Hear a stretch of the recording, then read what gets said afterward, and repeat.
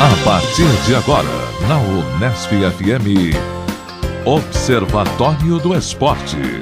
O programa que dá bola a todas as modalidades esportivas.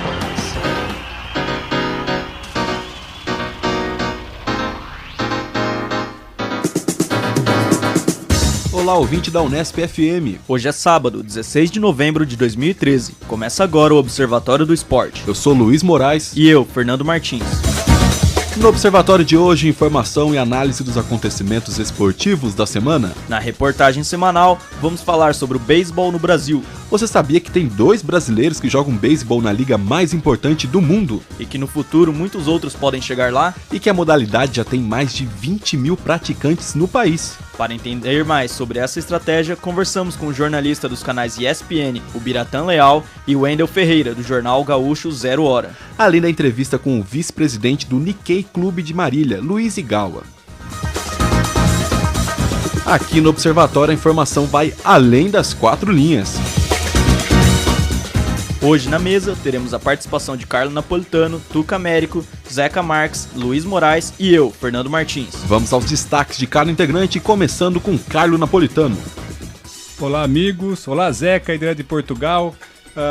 Hoje eu vou falar um pouco sobre economia, não é? Vou falar sobre o preço dos hotéis na Copa do Mundo 2014 e sobre os preços dos ingressos para a final da Copa do Brasil aqui no Brasil. Mas essa coisa do hotel não é só pra Copa não, viu, meu amigo Carlos? Mas acho que tá valendo mais para lá. E você, Tuca Américo, quais são os destaques? Eu vou falar um pouco sobre marketing esportivo, vou cutucar, alfinetar meu amigo Luiz Moraes, atropelando ele no assunto Fórmula 1. E vou falar também um pouquinho um direito de resposta aí sobre a questão de um possível novo técnico da Seleção Brasileira de Voleibol. Isso daí, discussão fomentada pelo amigo Carlo Napolitano no último programa. E você, Fernando Martins, o que preparou para a gente hoje? Bom, vou falar um pouco sobre a demissão de Vanderlei Luxemburgo do Fluminense e também sobre a instabilidade de Tite e de Gilson Kleina no Corinthians e Palmeiras, respectivamente. E também falar sobre um mico aí das organizações Globo aí na mídia, com o Esporte Espetacular no último final de semana. E você, Luiz Moraes, quais são os destaques de hoje? Eu vou também criticar a Globo, vou dar uma vaia para ela estar pela 3ª vez no ano não estar transmitindo uma corrida de Fórmula 1.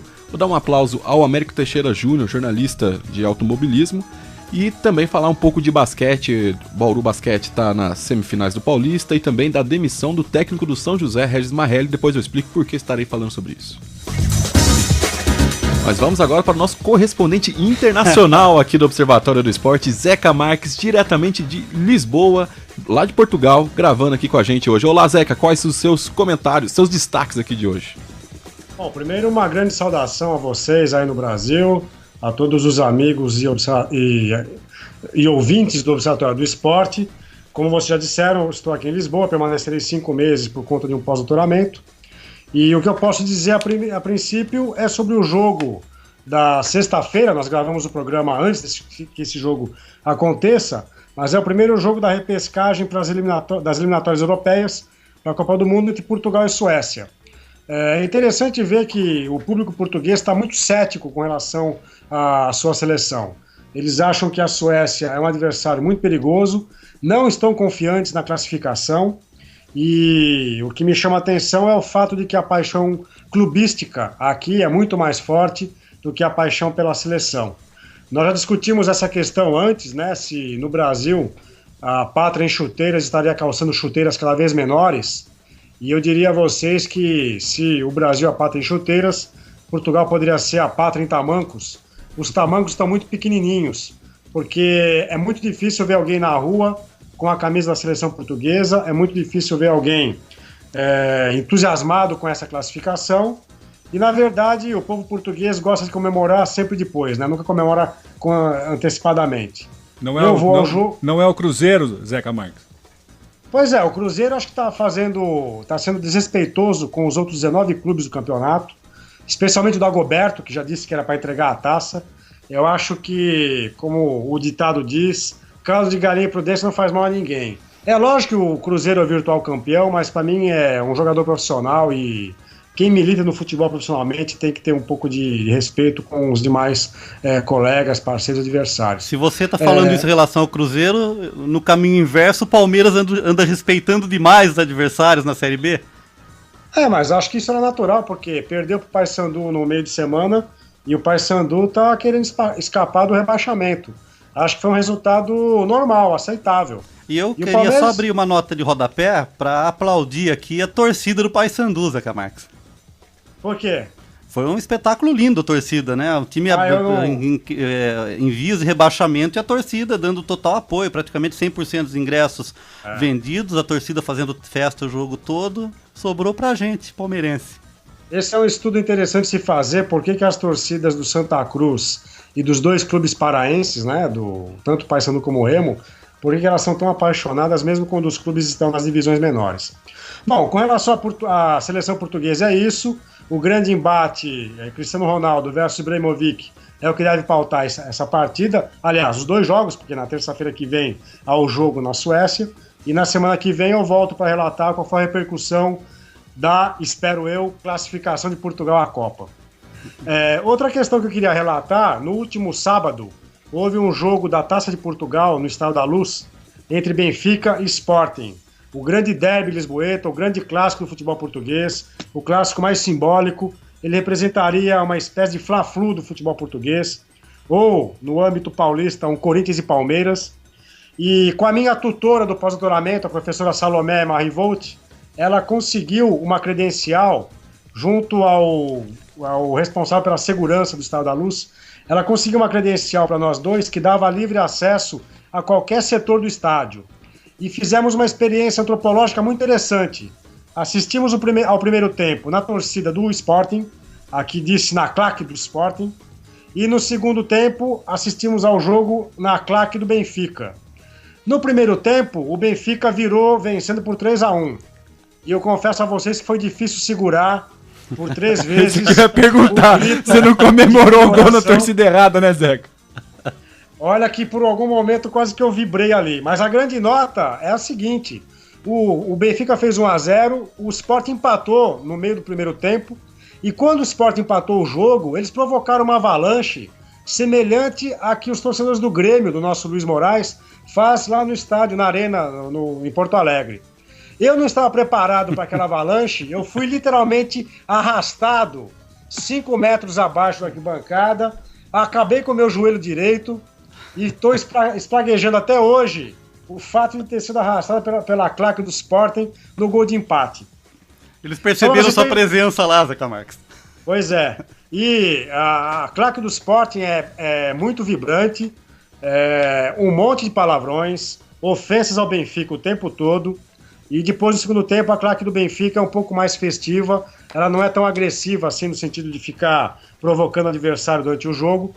Mas eu confesso que foi uma experiência bastante interessante acompanhar essa partida no meio das duas torcidas organizadas. O jogo acabou em 3-3. O Sport empatou aos 47 do segundo tempo, o que levou o jogo à prorrogação. Não sei se vocês acompanharam aí, mas na prorrogação o Benfica ganhou por 1-0, com um gol do Luizão, o nosso brasileiro Luizão, num grande frango, um frango impressionante do Rui Patrício, que aliás é o goleiro da seleção portuguesa também. Então fica aí a nota, assisti a um derby no Estádio da Luz e fiquei assustado com o nível de rivalidade e com o comportamento, especialmente da torcida do Sporting, que até acho que manteve essa postura um pouco mais violenta, porque também estava no estádio fora de casa, né? Aqui eles respeitam sempre o mando, o time mandante tem, no caso tinha 90% dos ingressos, e para vocês terem uma ideia, o locutor do estádio sequer anuncia o nome dos jogadores do time visitante. Ô Zeca, deixa eu fazer uma Diga. pergunta. Em off que nós conversamos e você falou que também não foi sorteado para os Jogos da Copa do Mundo, eu também não fui. Comentamos no programa da semana passada a repercussão do sorteio, que os nossos irmãos argentinos ficaram bravos, que foram pouco contemplados com ingressos. E aí, em Portugal e na Europa, tem alguma notícia a respeito disso? Se o pessoal está feliz com o sorteio, também está revoltado como os argentinos? Olha, a imprensa portuguesa não soltou grandes notícias a respeito, apenas disse que na revenda dos ingressos, né, na segunda fase, o site foi encerrado depois de 7 horas, porque já tinham comercializado tudo. Mas o público português, de forma geral, não está nem um pouco entusiasmado por 2 motivos. Primeiro, não sabe se a seleção portuguesa vai se classificar. E segundo, a crise econômica, a crise financeira que já se arrasta aqui em Portugal desde 2008, 2009, ela chegou a um ponto muito crítico. E, de fato, as pessoas não têm a mínima condição de pensar em viajar ao Brasil para acompanhar o Mundial. Apenas as pessoas um pouco mais abastadas, mas acho que isso não aparece na mídia e eu não vejo nas ruas ninguém falar sobre viajar ao Brasil para acompanhar a Copa do Mundo em 2014.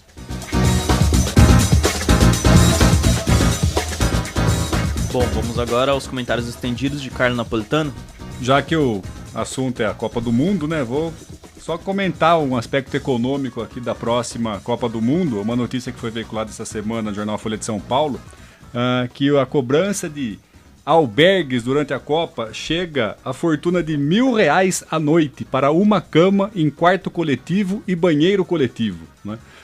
Talvez esse preço aqui seja compatível ao Copacabana Palace, ao Maxud em São Paulo, quer dizer, é um valor extremamente exagerado, alto, não é?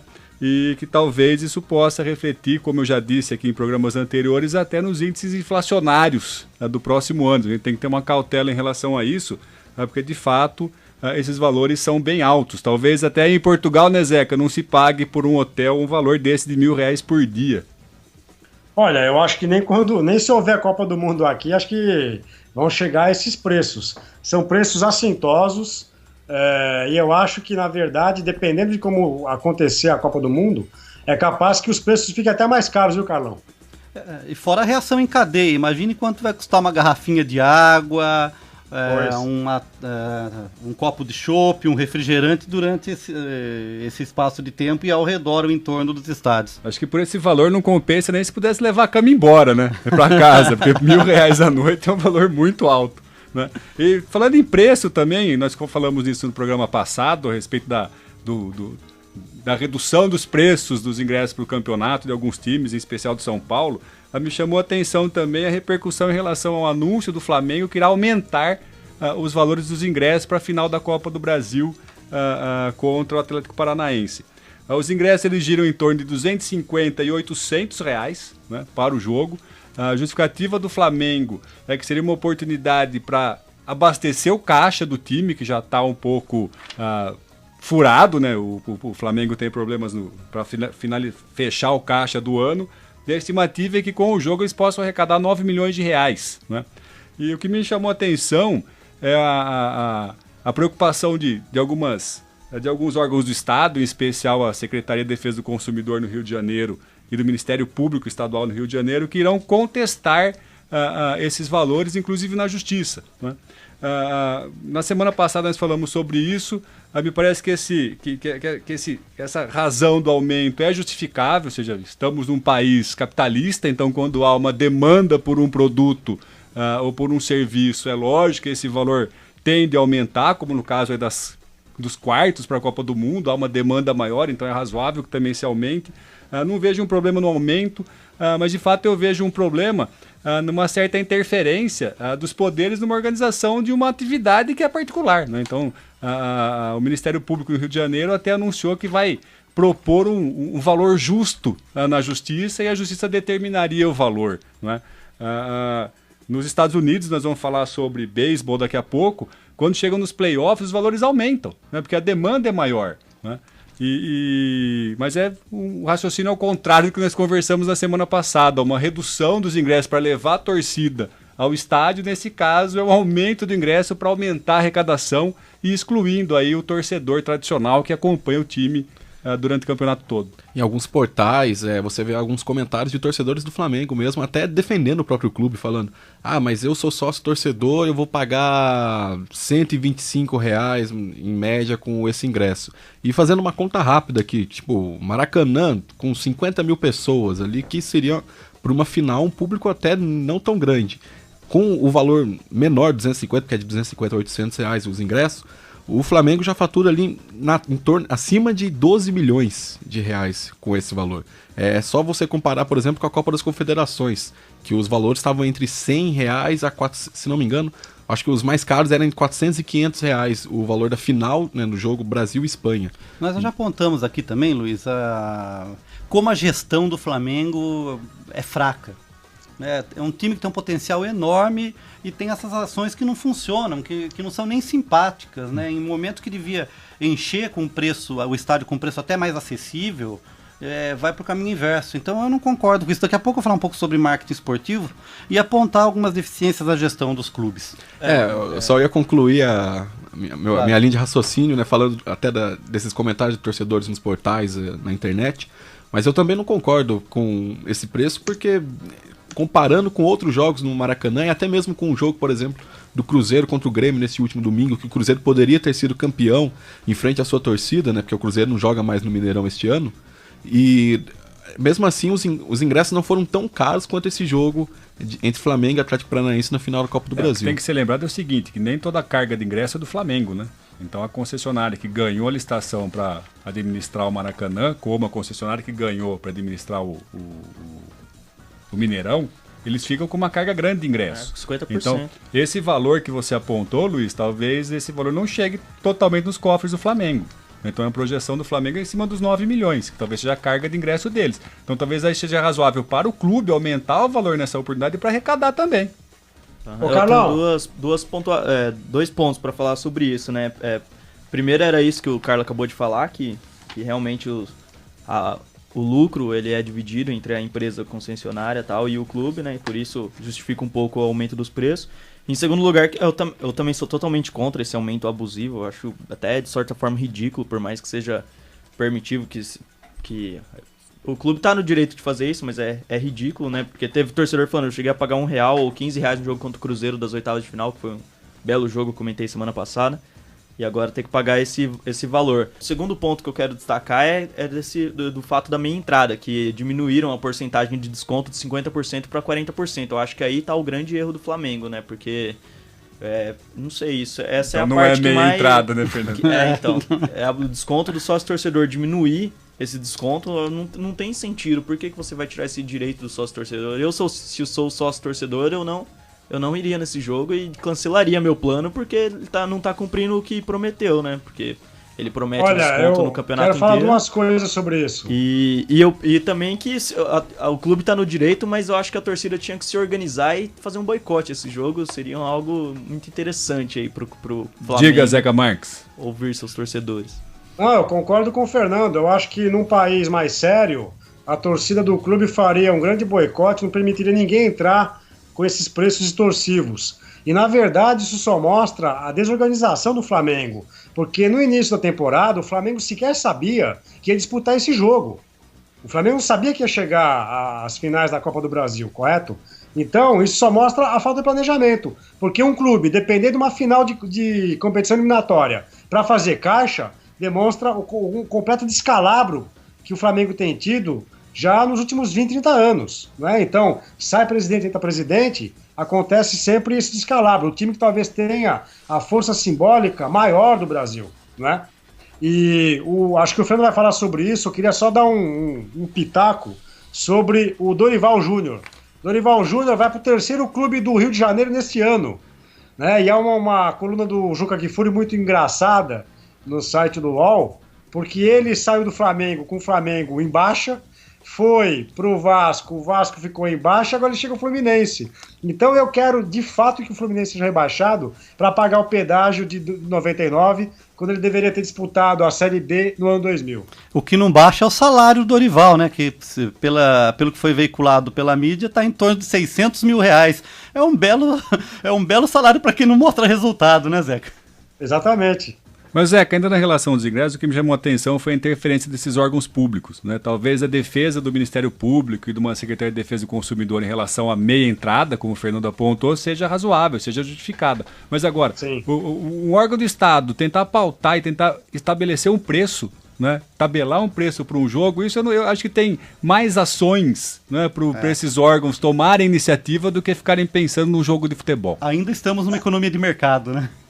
Eu tô achando estranho que o Carlão não falou nada sobre leis, sobre recursos. Ele comentou que não falaria sobre isso hoje, somente sobre economia. Falar sobre economia.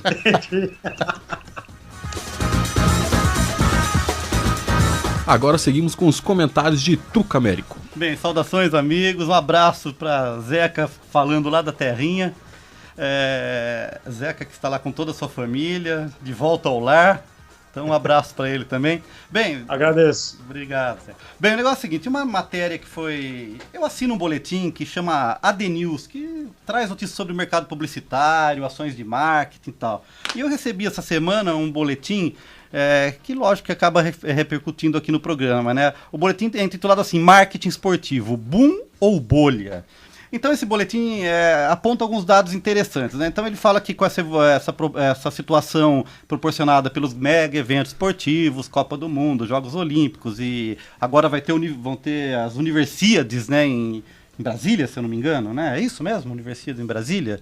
Eu acho que é isso, o pessoal da produção checa, tá?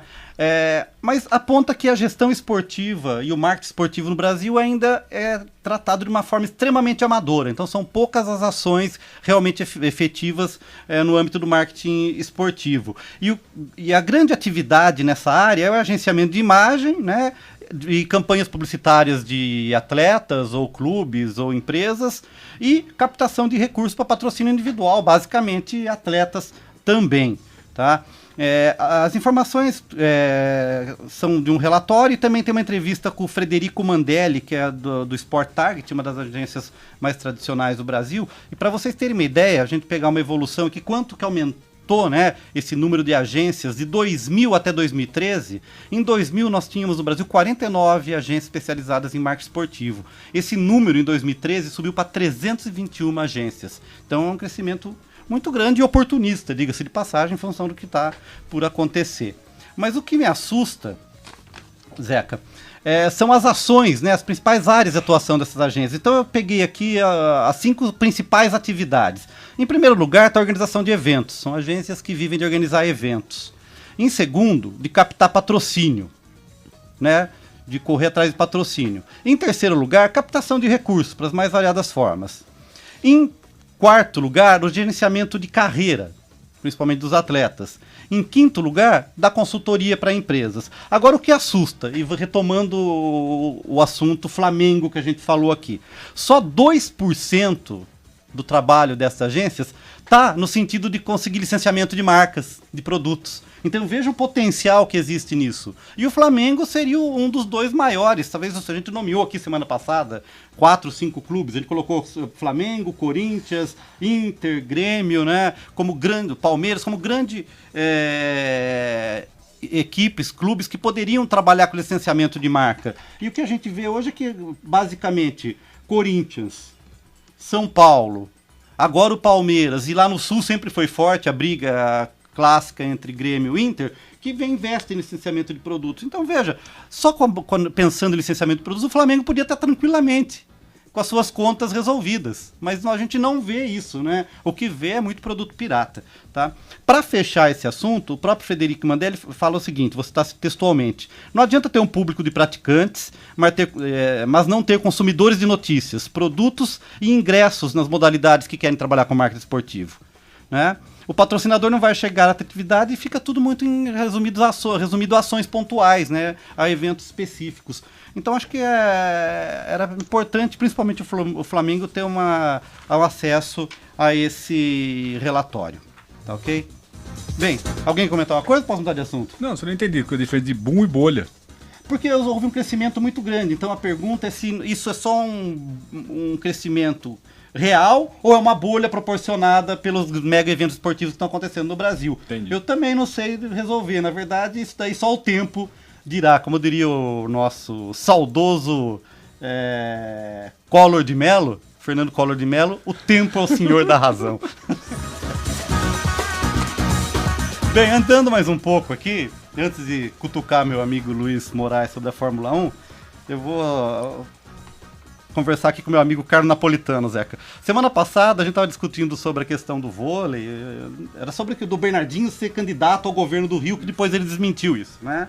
E o meu amigo Carlão falou, mas quem que seria um possível técnico da seleção masculina, né? Se fosse o Zeca, eu ia falar, põe o Zé Roberto, né? Deixa ele treinando as 2 seleções. Acertei o palpite, Zeca? Sim, senhor, Zé Roberto.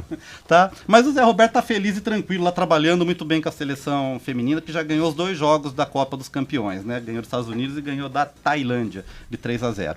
Mas aí eu fui pensar um pouco e ver algumas informações sobre isso. Quem poderia ser, né? Se a gente recuperar a história, logo após a derrota do Brasil para a Rússia nos últimos Jogos Olímpicos, o Bernardinho fez um doce, dizendo que já estava a fim meio que de sair e tal. E isso deixou a orelha do nosso então presidente da Confederação Brasileira, que hoje é presidente da Confederação Mundial, o Ari Graça, né? Assim, meio esperto. E ele já foi pensando em alguns nomes, caso o Bernardinho realmente não continuasse na seleção. O que se tem de notícia é que o primeiro nome, em caso de um abandono do Bernardinho, seria o Giovanni Gávio, que estava no SESI e agora tenta montar um projeto próprio aí para a próxima Superliga.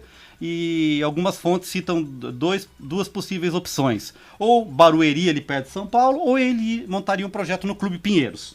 Mas, em função da Copa, o dinheiro está meio escasso para o voleibol ano que vem. Tá? Todas as atenções estão voltadas para a Copa do Mundo, né?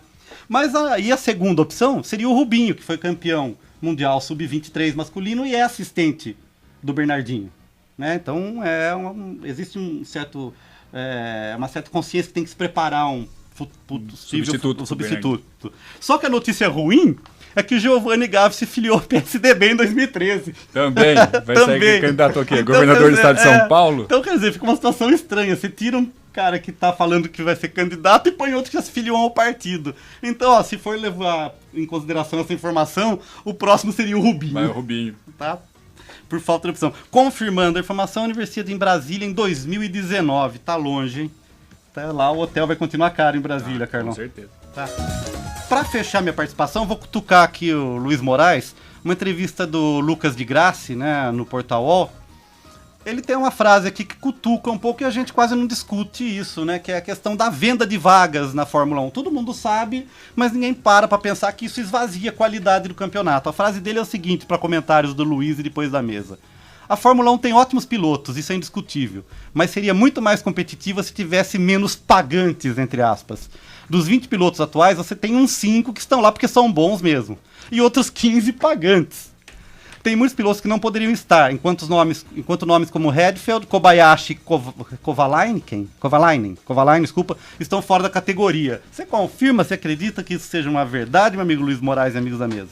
Bom, em relação ao Kobayashi e ao Kovalainen, eu concordo com ele que principalmente o Kamui Kobayashi, o japonês, saiu porque não tem apoio de nenhuma grande empresa. Ele tinha apoio da Toyota, mas a Toyota fechou seu ciclo na Fórmula 1 e o Kobayashi ficou a pé quase que literalmente. Mas em relação ao Nick Heidfeld, eu discordo. O Nick Heidfeld, inclusive, já passou e muito do tempo já de correr na Fórmula 1.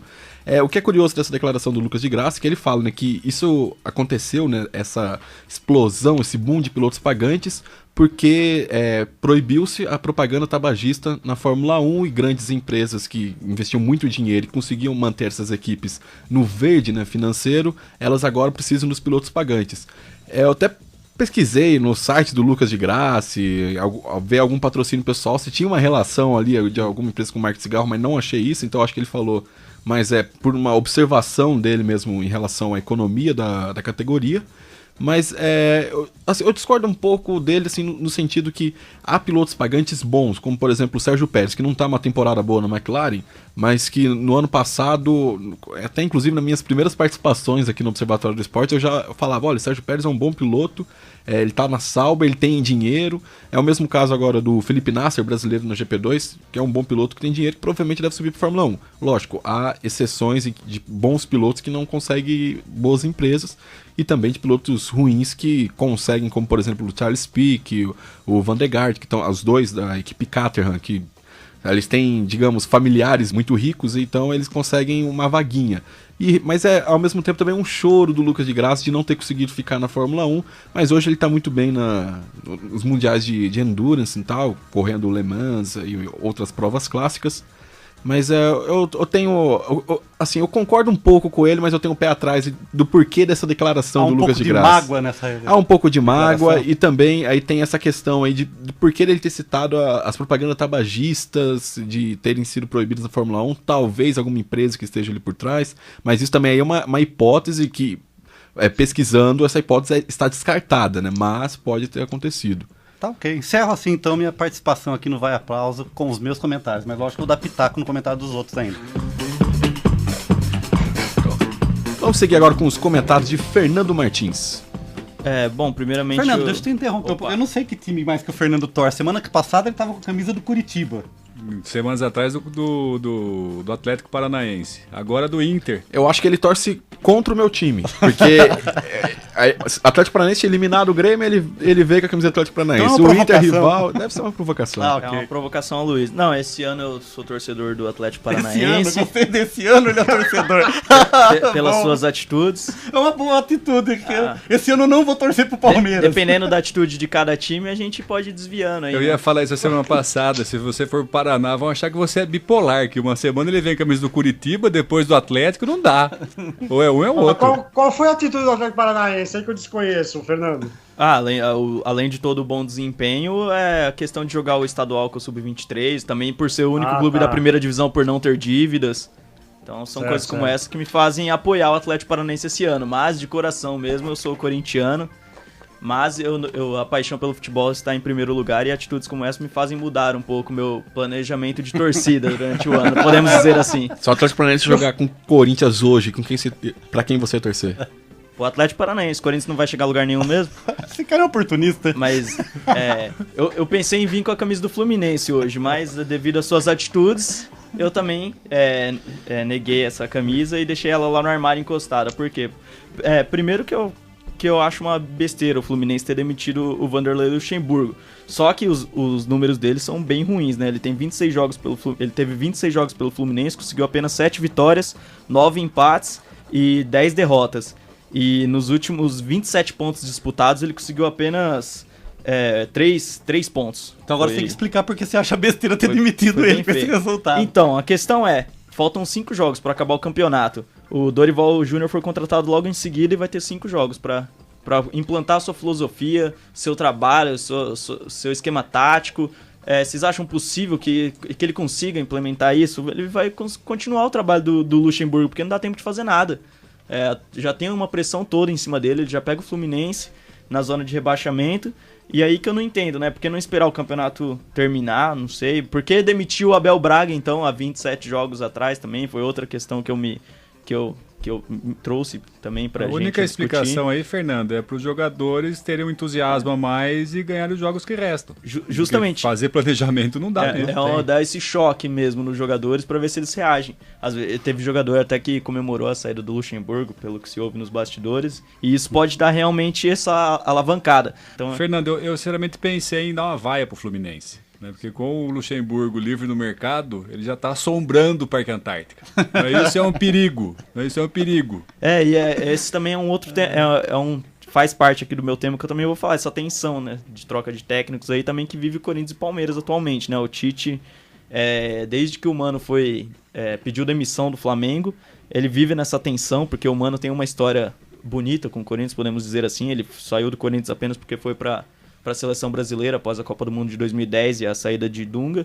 Alguns dizem que ele saiu do Corinthians porque o Muricy recusou a seleção. Tem essa também. E aí o Tite vive nessa tensão e os dirigentes já vêm fazendo essas sondagens, não procuram um Tite para renovar o contrato e fica essa tensão nesse vai, não vai, essa incerteza que acaba até atrapalhando o time, atrapalhando para o planejamento do ano que vem. E também no Palmeiras, né? O Gilson Kleina, ele fez um trabalho muito bom na Série B pelo Palmeiras, fez um projeto legal, construiu um time bacana, que talvez ainda não tenha força para disputar a primeira divisão, mas que foi um projeto bom, foi um comando legal. E agora ele vem nessa incerteza, porque recentemente o Palmeiras procurou o Bielsa, né, o Marcelo Bielsa, para saber dos valores, que ele agora está sem clube, saiu do Atlético de Bilbao no meio do ano. E o Gilson Kleina, obviamente, ficou chateado, né? E aí a gente se pergunta, né? A gente fala que, por exemplo, a queda do Corinthians em 2007 para a Série B foi legal, porque fez o Corinthians refletir um monte de coisas, foi importante para o clube, e o Corinthians se estruturou a partir dali e mudou totalmente alguns pontos de sua gestão. E aí a gente vê no caso do Palmeiras, né? Que cai, a gente pensa, pode ser bom para o clube, porque estava mal há muito tempo, só que ele joga a Série B sem um planejamento para o ano que vem, para disputar a Série A. Ele tá jogando a Série B como se fosse só uma pedra no meio do caminho, não como parte do planejamento para voltar à Série A com mais forte, porque você contratar um técnico e logo depois questioná-lo mesmo eles estando bem, para contratar um outro que eles consideram melhor, quer dizer porque eles não estão pensando não pensaram no posterior a subida para a Série A novamente, né? Só uma notinha, foi muito, muito curioso, né? O pedido do Bielsa, vocês chegaram a ver? Ele pediu R$1 milhão livre, sem tributação, sem impostos, e ainda 3 carros para poder enfrentar o rodízio em São Paulo. Tá parecendo um astro de rock, né? Eu quero tantas toalhas brancas, tantas garrafas de champanhe. Tipo de negociação meio estranha para nossa realidade, mas vamos lá. E aí o Gilson Kleina se sente desvalorizado, né, nisso tudo e acaba ficando chateado. E depois, se ele resolve negar seguir no clube pro ano que vem, o Palmeiras vai o quê? Atrás do Luxemburgo? A gente se pergunta, né? Então, é o que resta. Esses questionamentos que eu trago aí, né? E um outro tema que eu queria falar foi sobre breches das organizações Globo via imprensa, na minha opinião, né? O primeiro caso foi no domingo, no Esporte Espetacular da Rede Globo, que eles mostraram uma entrevista exclusiva com o zagueiro Breno, que tá atualmente preso, né? Que ele foi acusado de incendiar a própria casa e agora tá em regime semiaberto, e o Esporte Espetacular foi lá com o grande Van Moré, né? Que muitos questionam sua capacidade de apresentação e reportagem e tal. Ele foi lá fazer uma entrevista com o Breno, né? E aí, durante a entrevista de 20 minutos, mostra o Breno comentando que ele trocava cartas durante o seu tempo de prisão com a sua esposa, né? E enquanto ele fala isso, mostra o rosto do Breno bem focado na câmera e no fundo mostrando as cartas que ele mandava, assim, uma sobreposição de imagem com as cartas atrás. E se você pausar, né, numa dessas cartas que mostra, é uma carta de cunho, vamos dizer assim, mais uma íntimo. Carta de relações íntimas entre ele e sua esposa, assim, com palavras bem próprias para um domingo de manhã, podemos dizer, picantes. E ficou feio, né? Porque só aparece 2 cartas de fundo. Uma que passa a página rapidinho e para nessa um tempo. A gente se questiona, será que o editor não viu isso? Não é possível, né? Porque a gente questiona até a intenção do cara que editou isso, porque é difícil acreditar que foi sem querer, né? E aí a gente se questiona, pô, que brecha que deu o Esporte Espetacular. Ficou bem feio mesmo, deu pra ler claramente algumas palavras. E ficou esse negócio esquisito. O Breno, que tá na Alemanha, né, tá no Bayern de Munique. O São Paulo até tentou repatriá-lo ao Brasil, mas por esses motivos, digamos, criminais, ele não conseguiu sair do país e está lá, mas agora tá treinando o time sub-20, sub-17, algum time, acho que talvez até a categoria infantil do Bayern. Ali, o clube tá aproveitando o jogador, digamos assim, para dar um aparato ali para ele. Uma outra brecha também pra mim das organizações Globo, pra mim é na notícia mais lida no site Globoesporte.com, é a seguinte manchete: Musas das Areias, Mari Paraíba e parceira Natasha se refrescam no mar. E aí tem uma série de fotos delas entrando no mar e nada referente ao esporte, só que elas jogam vôlei de areia, né? E a gente se questiona, né, a gente não sabe se critica o Globo Esporte ou se critica os leitores que elegem não, né? Que mais acessam essa notícia e ela chega ao primeiro lugar do topo do ranking das mais lidas. Ou isso, né? Porque virou o quê? Ego, Globo Esporte? Qual a relevância esportiva dessa notícia, né? Mas a historicamente, mídia, eu achei bem Fernando, esquisito. os diários e as publicações esportivas sempre trouxeram imagens femininas para atrair o público masculino. Se você entrar hoje em qualquer site do Lance ou a página de esportes do UOL, vão ter esses destaques, as belas da torcida. Então, acho que isso é uma forma de atrair esse público masculino. Geralmente, quando eles trazem atletas, traz durante o jogo, traz alguma informação do jogo, mas aqui não tem nada. Não existe valor notícia nenhum. O clima que tava na hora e o que ela postou junto na internet, que foi o amor é como o sol, sabe como renascer, e umas coisas assim, e as fotos dela de biquíni. Então, ela é uma poeta também, a jogadora. Mas aqui a crítica acho que tem que ser direcionada mesmo à Globo, né? Porque é uma notícia irrelevante totalmente e que acaba, às vezes, direcionando o público para algo que não tem nada a ver com o esporte. Bom, agora vamos aos comentários estendidos de Luiz Moraes. Bom, espero que ninguém da Globo esteja ouvindo a gente, porque eu vou criticar a Globo também hoje. Não, melhor, espero que esteja ouvindo, sim. Espero que esteja ouvindo, sim. Porque eu acho que é um desabafo. Estão secando a Globo, porque acho que faz uns 2-3 programas que tem... Quando vocês forem buscar emprego, mostrem o portfólio, o Observatório do Esporte com os comentários.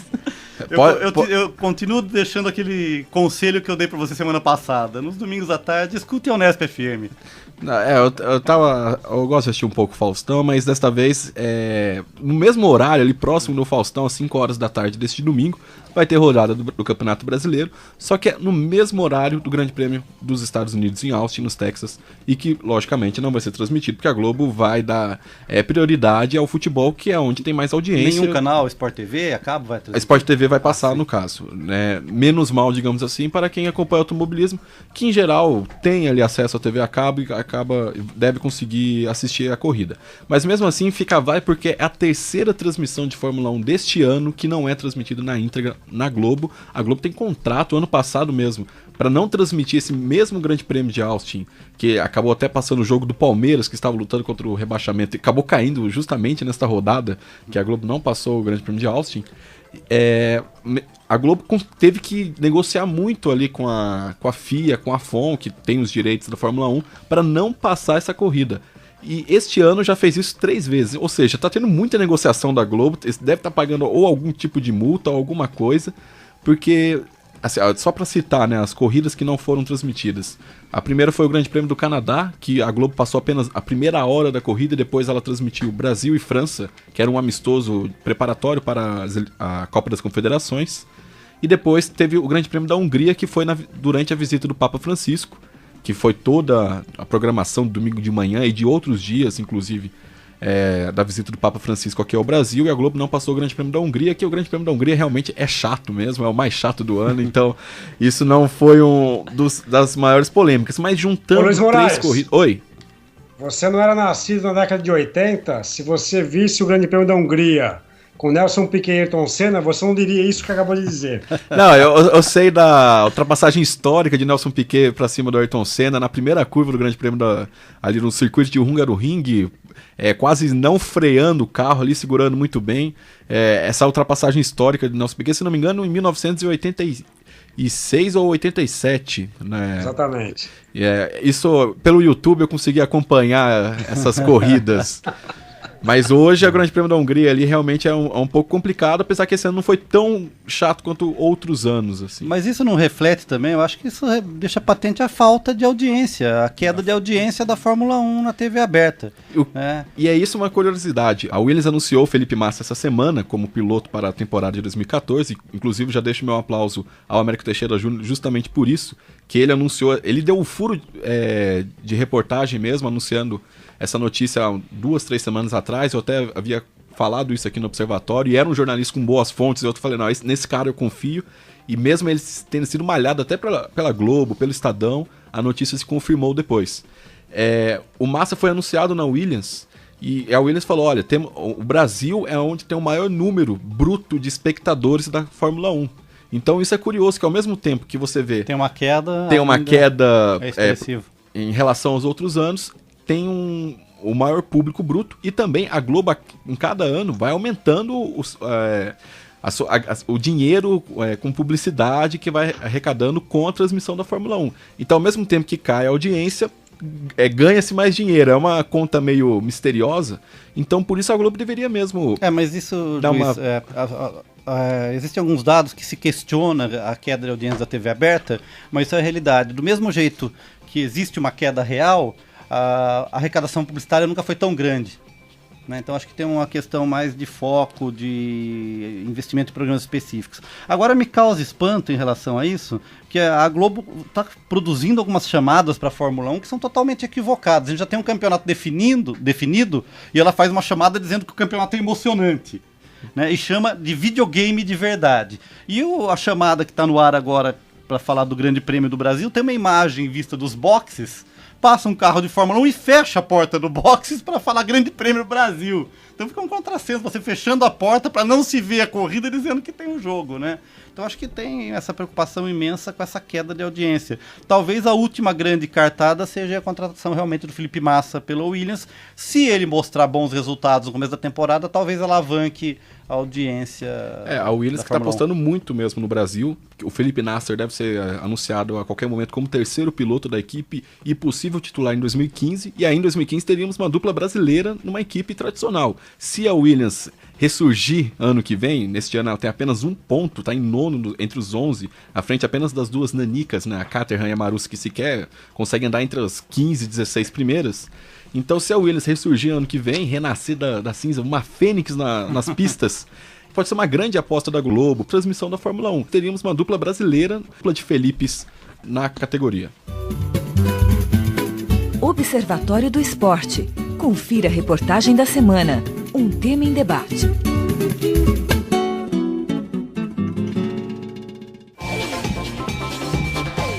Agora no Observatório do Esporte, o assunto é beisebol. Você, ouvinte, já jogou beisebol?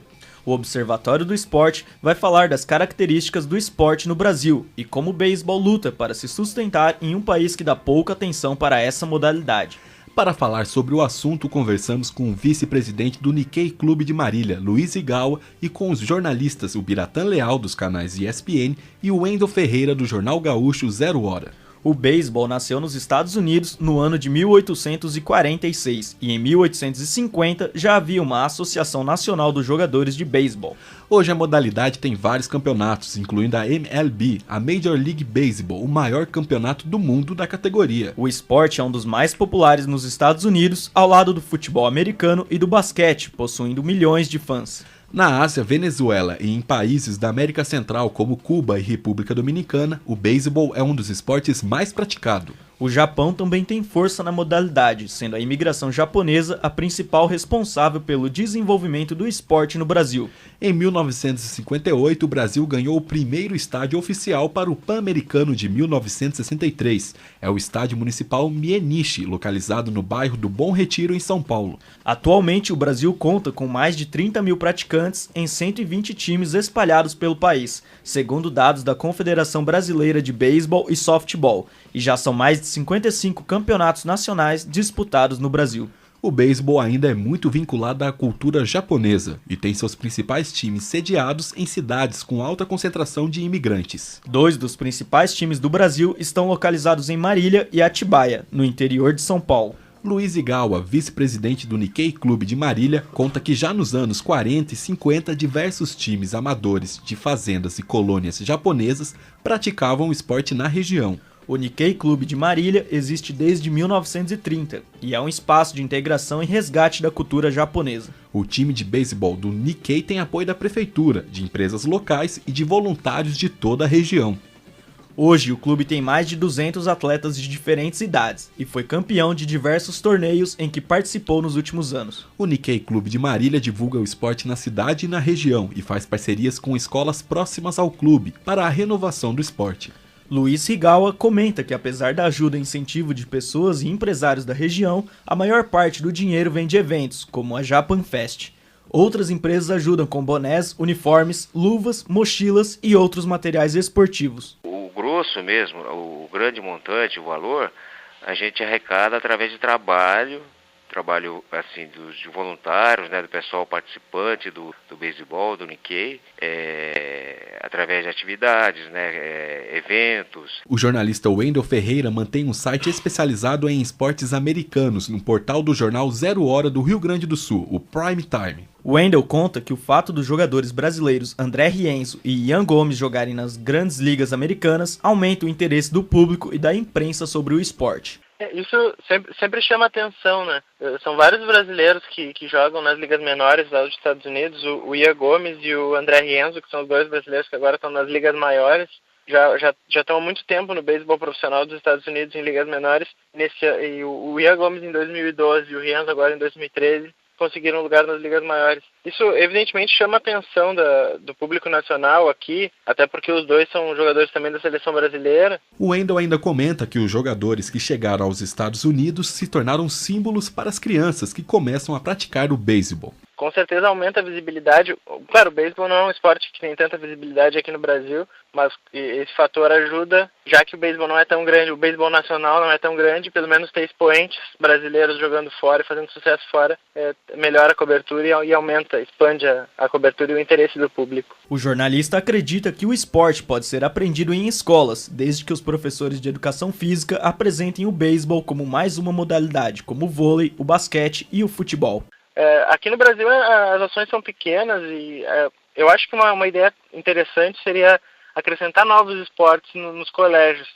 Nenhum colégio aqui do Brasil dá beisebol, né? Ninguém ensina beisebol. As faculdades de educação física não ensinam beisebol. E fica sempre no básico, que é futebol, basquete, vôlei e handball. Então eu acho que, quem sabe, dá oportunidade para as crianças conhecerem outros esportes. E eu acho que isso cabe aos professores de educação física, tanto da universidade quanto do colégio, né? O Wendel Ferreira cita também a expansão da televisão por assinatura do Brasil como um fator que pode aumentar a visibilidade do esporte. Ele afirma que os fãs de beisebol ainda são poucos, comparados aos outros esportes americanos. Porém, explica que os fãs do esporte conhecem bem as regras, os campeonatos e acompanham as notícias e os jogadores de perto. O público do beisebol ainda é pequeno, né? Não são muitas pessoas. Por exemplo, eu no meu blog cubro os 4 esportes americanos. Basquete é o que tem mais visibilidade, e depois futebol americano. Esses dois têm bastante visibilidade já. O beisebol tem um público específico que assiste e acompanha e entende muito. É um público é um nicho pequeno, mas que é bem específico e bem especialista. Os torcedores que acompanham o beisebol, acompanham a Major League, eles têm um conhecimento realmente muito grande. Eles dominam o assunto, sabem os jogadores do time, estratégias, enfim, tipo de arremesso. São pessoas que dominam o que acompanham, apesar de ainda ser um público pequeno. Não tem crescido tanto quanto o futebol americano, mas tem crescido nesses últimos 2, 3 anos, talvez a reboque do futebol americano, que tem sido um crescimento maior. O beisebol tem ido junto por também ser um esporte americano.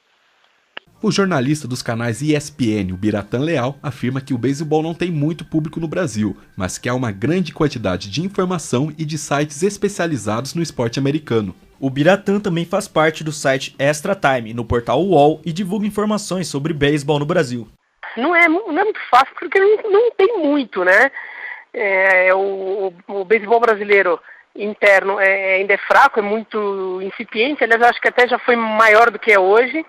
Então você concentra muito mais em beisebol internacional, né? Beisebol americano, principalmente. E olha, você até tem bastante informação, aliás, uma quantidade muito grande de informação.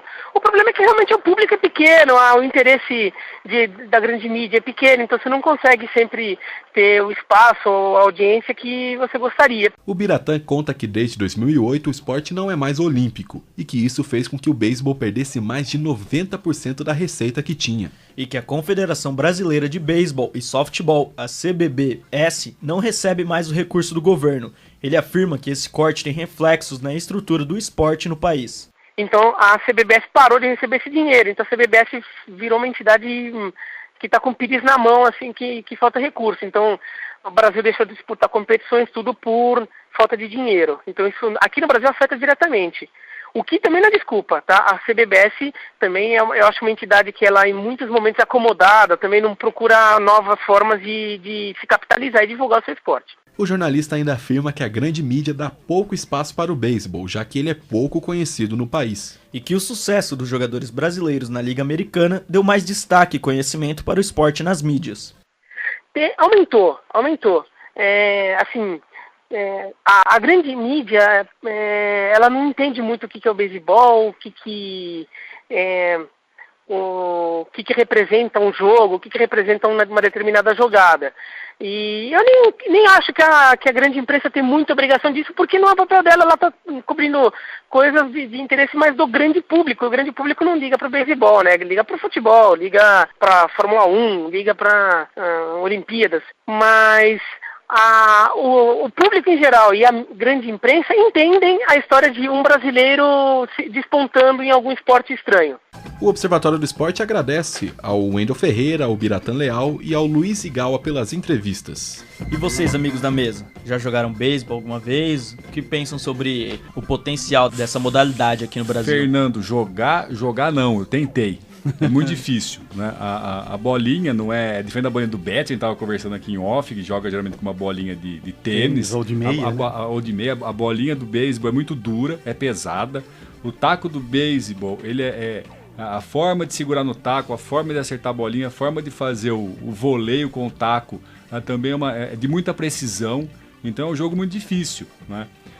Eu tinha bolinha, tinha luva, então eu brincava de arremesso, mas acertar o taco na bolinha é uma coisa extremamente difícil. Talvez seja essa a razão de não se ensinar nas escolas, o Tuca vai falar sobre isso, mas a dificuldade do jogo está ali, né? Mas a partir do momento que você compreende o jogo, você passa a gostar do jogo. Muito embora o jogo é muito monótono, né? Para o espetáculo de televisão, Tuca, ele demora muito, né? São 9 tempos, né? Intercalando 2 times, né? São os innings que eles chamam. Um jogo de beisebol pode durar uma eternidade, pode durar 3 horas, 3 horas e meia, e ter ali um lance de pontuação, né? Então é um jogo que para você assistir na televisão ele é muito chato. Ele é interessante para você assistir no estádio, né? Você vai lá e passa a tarde inteira de domingo, do sábado, e fica lá comendo hot dog, tomando refrigerante, assistindo o jogo, né? Mas como espetáculo televisivo, eu acho que ele não pega, né? Não dá para encaixar na grade, não dá para ter atrativo, porque ele é muito chato e monótono para ser assistido na televisão. No estádio é coisa diferente quando você entende o jogo. Eu acredito que uma das questões principais é que o beisebol, como a maioria dos esportes americanos, é um esporte de conquista de território. E os brasileiros não são muito fãs desse tipo de jogo, né? Então eu concordo também. Em relação ao comentário que um dos entrevistados falou, né, fez sobre a questão de se ensinar o beisebol nas escolas, eu sou a favor. Eu acho que todo esporte tem que existir uma possibilidade de ser aprendido, de jogado, disputado no ambiente escolar, no ambiente da educação. Agora o problema vem anterior, né? Eu preciso formar pessoas que possam dar aula disso. Se a gente não tem nem atleta, então imagine você criar isso numa escala um pouco maior. Eu acho que passa um pouco sobre isso também. Sobre as escolas, aqui no Brasil a gente pratica muito aqueles esportes que podem ser praticados pelas quadras poliesportivas, né? Porque é fácil adaptação e tal, já tá tudo ali, não precisa mudar muita coisa. O futsal, o vôlei, o basquete, o handball, podem todos serem jogados na mesma quadra, né? Então isso facilita e dificulta a entrada de um esporte como o beisebol, né, que precisa de uma quadra toda especial, um campo todo especial com marcações e tal. Além dos equipamentos que são caros, que são pesados, é difícil para ser introduzido nas escolas, principalmente aqui no Brasil, que não tem muita força. Mas e você, Paulo Beraldo, que produziu a matéria, deve ter algum destaque para falar pra gente? Então, o que os entrevistados deixaram claro, assim, que apesar das dificuldades, como o material ser difícil e tal, tem a questão da adaptação. Então, o Biratã Leal, ele morou na Venezuela. E ele falou que lá ele via as crianças jogando com um cabo de vassoura e a bolinha era uma latinha, era uma tampinha. Então ele falou que tudo é questão de adaptação. E a partir do momento que a gente conhece, a gente passa a gostar. Acredito que é isso. E só uma outra coisa aqui que me chamou a atenção, o orçamento do Nikkei Clube de Marília para manter o beisebol é de R$250 mil anuais. E aí eu fico pensando nesses orçamentos estratosféricos aí de outros esportes, que talvez poderia ter um incentivo maior para esse esporte também, muito vinculado à cultura japonesa, tem uma cultura mesmo interessante de resgate, o clube dá aula de japonês para as crianças que aprendem, então acho que é um esporte que vai além das 4 linhas, como o nosso programa aqui. Você, ouvinte do programa que acessa as redes sociais, curta nossa página no Facebook. O endereço é www.facebook.com/Observatório do Esporte. Repetindo, o endereço da nossa página é www.facebook.com/Observatório do Esporte. Acesse também o blog do nosso programa. O endereço é www.observatoriodoesporteunesp.blogspot.com. Repetindo, www.observatoriodoesporteunesp.blogspot.com. O Observatório do Esporte chega ao fim. Locução de Fernando Martins e Luiz Moraes. Comentários de Tuca Américo, Carlos Napolitano e Zeca Marques. Equipe de reportagem: Fernando Martins, Marina Goulart, Vinícius Martins, Heitor Facini e Thiago Pavini. Equipe de produção online: Caio Michel e Mariana Teodoro. Direção de Fábio Fleury e produção técnica de Silvestre Oliveira. O Observatório do Esporte é um projeto de extensão universitária financiado pela PROEX, a Pró-Reitoria de Extensão da Unesp. O observatório é coordenado pelos professores doutores Marcos Américo, José Carlos Marques e Carlos Napolitano. Até a próxima semana. Até lá, o Observatório do Esporte, informação além das 4 linhas. A Unesp FM apresentou Observatório do Esporte, o programa que dá bola a todas as modalidades esportivas.